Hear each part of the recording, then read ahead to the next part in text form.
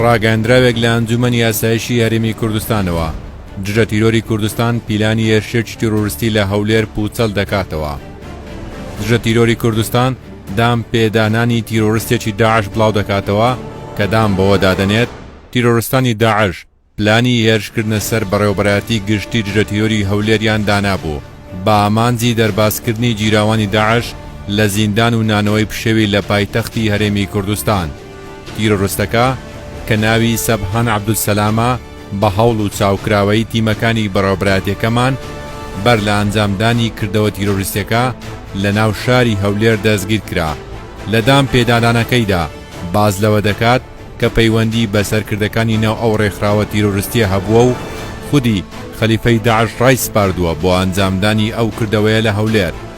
لێرەشەوە خەڵکی هەرێمی کوردستان دڵنیا دەکەینەوە کە دژە تیرۆری کوردستان و هێزە ئەمنیەکان هەمیشە چاوکراوە و ئامادەن بۆ پاراستنی سەر و ماڵ و گیانی خەڵکو و قەوارەی دەستوری هەرێمی کوردستان لە هەر هەڕەشەیەک و مەترسیەک.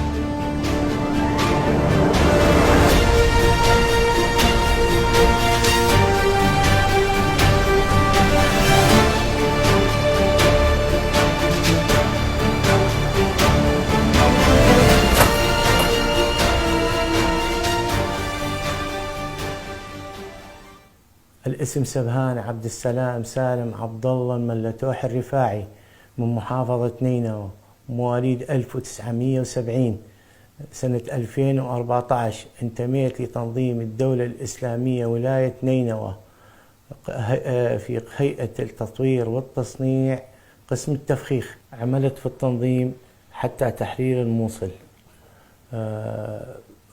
رحت على كركوك، بقيت فترة بها، ثم جيت إلى أربيل. بعد مدة بقائي بأربيل اتصلت بأخويا محمود اللي ساكن بتركيا في محافظة سامسونج الاتصال بالتنظيم الدولة الإسلامية لإعادتي للعمل.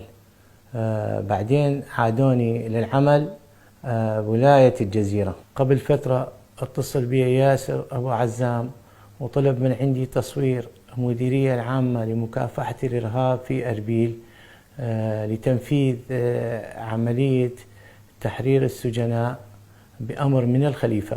ونخص منهم ولايتي العراق والشام بأن الشيخ أمير المؤمنين حفظه الله تعالى قد عزم عليكم أن تبذلوا كل ما بوسعكم لتدمير أسوار السجون وفكاك أسرى المسلمين من سجون الملاحدة والمرتدين، فلا تدخروا وسعا في ذلك، واستعينوا على قضاء حوائجكم بالسر والكتمان، ولا تفشوا أسرار عملكم إلا لمن لزمه الأمر من أجل التنفيذ واتخاذ ساعة الصفر. في صباح أحد الأيام قمت بتصوير المديرية العامة لمكافحة الإرهاب في سيارتي الشخصية، ودزيته لياسر أبو عزام،